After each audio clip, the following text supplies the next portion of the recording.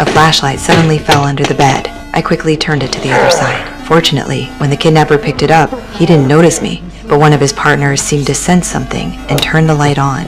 I was frozen with fear, staring at the kidnapper just inches away. My heart nearly stopped. Even my toes were clenched tight. Luckily, they were all looking at the bed. It turned out the leader was lying on the bed. When they broke in, my boyfriend hurt him. The boss, getting stabbed, meant my boyfriend was probably dead. I couldn't help but shed a tear, but quickly closed my eyes, afraid the tear might fall onto the floor. Just when I was nearly hopeless, the chance came. The henchmen were sent to clean up the blood, leaving only Jack in the room with the boss. Jack, seeing the boss in pain, was about to look up healing methods online when my bag dropped to the floor. I saw the phone inside, and a glimmer of hope sparked inside me. I grabbed the stick, ready to peek out, but Jack suddenly looked over at me. I froze, not daring to move. Thankfully, Jack was just talking to the boss, not noticing me. I couldn't waste any more time, carefully stretched the stick out, and slowly moved towards the bag. When I finally touched the bag, the stick was too thick. It couldn't catch the strap. I felt helpless, but success was within reach. I didn't want to give up. Seeing Jack distracted, I made a bold decision. I gently put down the stick,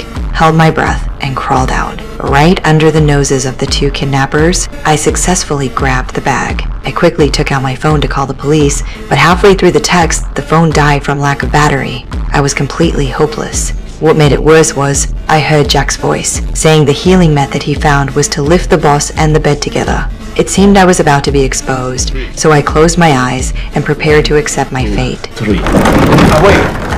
Put it down. The wife.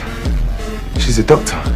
Then I realized someone was still alive in my boyfriend's house. Soon, a woman was brought in. She seemed to know about my secret meetings with my boyfriend and accidentally dropped her watch on the floor. When she crouched down to pick it up, she saw me under the bed. But now, I was the only one who could save her family. She pretended to stay calm, stood up, and began stitching up the boss's wound. But the henchmen were watching too closely, and neither of us found a way to escape. In the end, I had to stay hidden under the bed while she was taken to another room. She and my boyfriend were both tied to the bed, while my boyfriend's father wore a suit, and the kidnappers even helped him put on a tie. It turned out they planned to use his position as a bank manager to rob the largest bank in town. After the father was taken away, most of the kidnappers left to execute the plan. Only the boss remained in the room. I waited for the bed to stay still, thinking the boss had fallen asleep, ready to take a peek.